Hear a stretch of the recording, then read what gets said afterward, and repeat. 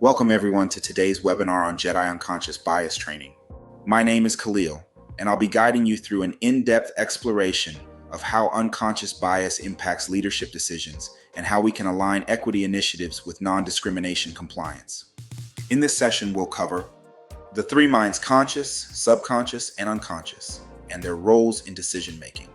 The three levels of bias: internal, interpersonal, and institutional. Common pitfalls in equity initiatives, including risks of racial quotas and equity hires that unintentionally favor certain groups, and the difference between equality and equity and how to apply them properly. By the end, you'll have practical tools to lead with true equity and inclusion, avoid compliance risks, and make decisions that support true inclusion and fairness. So let's dive in. Our identities shape us in ways we're not always aware of, much like how the funding landscape shapes our strategic plans. Race, gender, age, sexual orientation, all these factors come with societal messages that creep into our thinking. Imagine a young female nonprofit director who hears time and again that women in leadership are too emotional or not tough enough. Even if she doesn't buy into that nonsense consciously, those messages might still erode her confidence in moments of doubt. As leaders, understanding how our identities shape subconscious beliefs can empower us to rewrite the narrative for ourselves and our communities. Let's begin by examining the conscious mind. The conscious mind is the part of you that's aware of your decisions. It's where your goals, values, and intentional actions live. When you're planning an equity initiative or reviewing candidates for a leadership position, your conscious mind is what tells you this is the right thing to do, or this aligns with our organizational values. But here's the challenge. The conscious mind only accounts for a small fraction of your decision-making. It's like the visible part of an iceberg, important but only scratching the surface. Understand how the conscious mind impacts leadership. Be aware of its strengths. It's where your intentions live.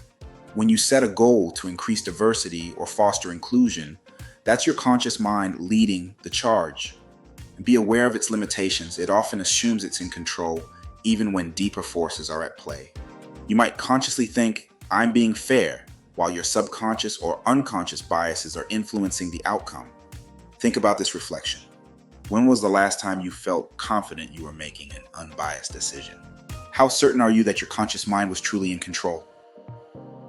The subconscious mind operates just below the surface. It's where your habits, routines, and learned behaviors live. You're not actively thinking about these patterns, but they influence your decisions every day. For equity champions and DEI leaders, the subconscious mind is critical because it often drives what feels like gut instinct. Example in leadership: you're interviewing candidates, and someone reminds you of a colleague you once worked with successfully. Without realizing it, your subconscious mind starts associating that candidate with competence and reliability. Or you've spent years working in predominantly white male spaces.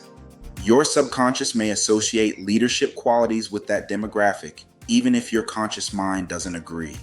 How the subconscious mind impacts leadership. Strengths: it helps you make quick decisions based on experience. Limitations: it can reinforce patterns of exclusion even when you have the best intentions. Here is a reflection question. What behaviors or habits do you rely on without questioning? Are they helping or hindering your equity goals? The unconscious mind is the deepest and most powerful layer. It's where biases and assumptions are stored, things you don't even realize you believe. For leaders doing equity work, the unconscious mind can be both your greatest challenge and your greatest opportunity. Why? Because it's often where systemic biases are internalized. Here is an example in leadership. Unconsciously, you might associate assertiveness with competence.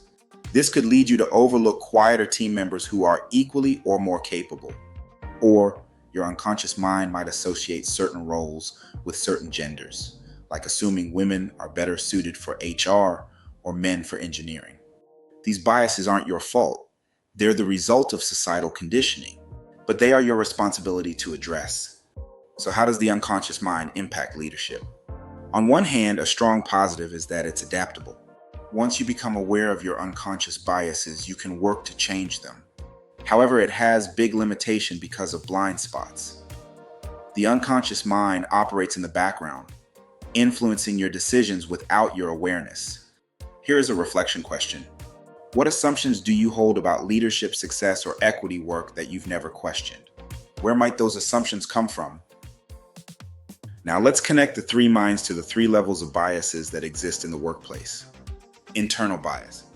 This is the biasness that lives within us, influenced by our upbringing, culture, and experiences.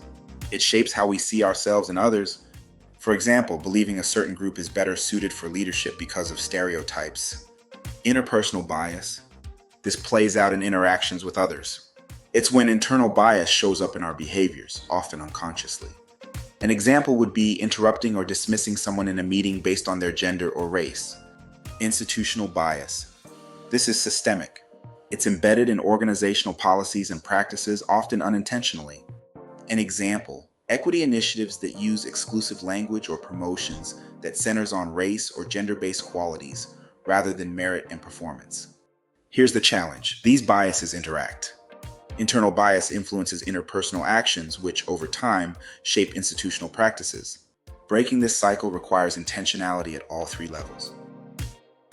Okay, let's take a deep dive on the topic of internal bias. Internal bias is what lives within us. It's the beliefs, assumptions, and stereotypes we carry, sometimes without even realizing it. These biases are shaped by our upbringing, culture, media exposure, and personal experiences. Examples of internal bias: assuming someone is less capable because of their age, believing that leadership qualities are tied to assertiveness rather than competence or empathy, feeling more comfortable with people who share your background or interests. Why internal bias matters. Internal bias influences how we see ourselves and others. If left unchecked, it can create blind spots that affect our decisions, especially as leaders. Here's a key question for reflection. What assumptions do I hold about others? And where did those assumptions come from? When internal bias becomes externalized, it shows up as interpersonal bias. This level is about how we interact with others, our words, actions, and behaviors. Examples of interpersonal bias: interrupting or dismissing someone's ideas because of their gender or background, making assumptions about someone's work ethic based on their appearance, treating a colleague differently, positively or negatively, because of an unconscious stereotype. Interpersonal bias is often subtle, but its impact can be profound. For the person on the receiving end, it can feel like exclusion, disrespect, or even outright discrimination. The challenge: interpersonal bias can be hard to recognize in ourselves. It's easy to think, "I didn't mean it that way," or "that's just how I am," without realizing the harm it causes. Here is a key question for reflection. How do my interactions reflect my internal biases, and what messages am I sending, intentionally or unintentionally? Now let's zoom out. Institutional bias refers to policies, practices, and systems that create or maintain inequities, often unintentionally. These biases are built into the structures of organizations, workplaces, and society at large. Examples of institutional bias: hiring practices that favor candidates from elite universities, which often exclude underrepresented groups. Policies that don't account for caregiving responsibilities, disproportionately impacting women. Promotion criteria that prioritize subjective measures like culture fit, which can perpetuate exclusion. Why institutional bias is tricky. Unlike internal or interpersonal bias, institutional bias doesn't rely on individual intent. It's often invisible to those who benefit from it, but glaringly obvious to those who don't. Here is a key question for reflection. What's an organizational policies or practices that might unintentionally exclude or disadvantage certain groups? Now here's where things can get complicated. People often conflate interpersonal bias with institutional bias and vice versa. Let me explain how this happens and why it's important to distinguish between the two. 1. Misinterpreting interpersonal bias as institutional bias. Let's say an employee feels they were passed over for a promotion because their manager has a bias against their gender. That's interpersonal bias. However, if the employee assumes that the entire organization is discriminatory because of this one interaction, they might misidentify interpersonal bias as institutional bias. This can lead to misplaced frustration with the system rather than addressing the specific behavior of the manager. 2. Overlooking institutional bias due to personal experience. On the flip side, someone might experience interpersonal bias and assume it's just an isolated incident. They may not realize that the behavior is part of a larger pattern supported by institutional bias, like policies or cultural norms that enable exclusion. Here's an example. A woman receives less mentorship than her male colleagues. She might see it as one person's oversight, interpersonal bias, without recognizing that the organization lacks a formal mentorship program which disproportionately affects women, institutional bias. 3. Blurring the lines. When we don't make a distinction between interpersonal and institutional bias, we risk addressing the wrong issue. Interpersonal interactions won't fix systemic problems. Conversely, trying to overhaul systems without addressing individual behaviors won't create meaningful change. A leader's role is to influence by bringing clarity, confidence, and competence in the workplace. As leaders, understanding the distinction between which level of bias is at play in the workplace is critical. There are 3 main duties of a leader in eliminating bias. 1. It's your duty to know how to address individual and systemic issues. You need to know when to coach an individual on their behavior, interpersonal development, versus when to push for policy changes, institutional development. This will ensure that your solutions will align with the level of bias in the workplace. 2. It's your duty to build trust and credibility. As leaders, we are responsible for building trust and credibility. Employees will look to you to navigate complexities in the workplace. Misdiagnosing bias can erode trust in your leadership and equity initiatives. 3. It's your duty to drive sustainable change. Standout leaders create effective learning and development systems for their employees that mitigates bias and produce diverse, inclusive, and high-performing teams. It's your duty as a leader to put in the work in understanding your workforce. Make it easy for employees to report bias without fear of retaliation or harassment, and have the right policies and practices and properly address all concerns related to bias and discrimination. Let's explore how you can adopt and apply a growth mindset in your equity work. See compliance as a competitive edge in equity work. Instead of thinking compliance makes it complicated and less effective, shift to compliance is our superpower in how we ensure inclusion and eliminate discrimination. Embrace feedback with curiosity. Feedback can feel uncomfortable, especially when it challenges our intentions or self-image. But feedback is a gift. It's an opportunity to learn. Mindset shift. Replace defensiveness with curiosity. Instead of thinking, why are they criticizing me? Ask, what can I learn from this perspective? Focus on progress, not perfection. Equity work isn't about being flawless, it's about being committed. A growth mindset helps you celebrate small wins and keep moving forward, even when the path isn't clear. Example, if a new policy improves equity but isn't perfect, recognize the progress while committing to further refinement. Commit to lifelong learning. A growth mindset means understanding that there's always more to learn, unlearn, and relearn. Make continuous education a part of your routine. Read, listen, and engage with perspectives that challenge your worldview. Here, a reflection question. What's one bias you've become aware of recently? How can you use that awareness to grow? So how does a growth mindset align with non-discrimination compliance? Well, let's begin with that. It encourages fairness in decision-making. Here's the deal. Bias loves to lurk in decision-making. It hides in phrases like racial equity and culture fit. That's bias, people, not a sixth sense. A growth mindset challenges you to ask better questions. Instead of going with your gut, you pause and think, am I really being fair here? Have I considered all perspectives? And let me tell you, fairness isn't just a warm, fuzzy ideal, it's a legal requirement. So the next time you're making a hiring decision or reviewing a promotion, remember this. Fairness isn't just nice, it keeps you out of court. Policies and practices that worked 5 years ago may not cut it today. Heck, they might not even cut it 5 months from now. Enter the growth mindset. It supports adaptive leadership. Adaptive leadership means recognizing that just because this is how we've always done it, doesn't mean it's the way we should keep doing it. Here's a reality check. Equity work isn't static, it's a moving target. And that's a good thing. A growth mindset helps you stay nimble and ready to pivot. It's like being the jazz musician of leadership. Improvise, adapt, but make sure the melody stays in tune with compliance. Because nothing says I'm a leader like being able to say, you know what? That policy we loved last year? It's trash. Let's rewrite it. Promotes accountability without shame. Let's talk about accountability. A lot of folks hear that word and immediately think it's code for pointing fingers and placing blame. But with a growth mindset, accountability isn't about saying who screwed up. It's about saying, how can we fix this and do better? Imagine discovering that a hiring practice inadvertently disadvantaged a group of candidates. A fixed mindset might react with denial. Well, we didn't mean to discriminate. A growth mindset says, intent doesn't erase impact. Let's figure out how to make this right. And here's the kicker. Accountability isn't a dirty word.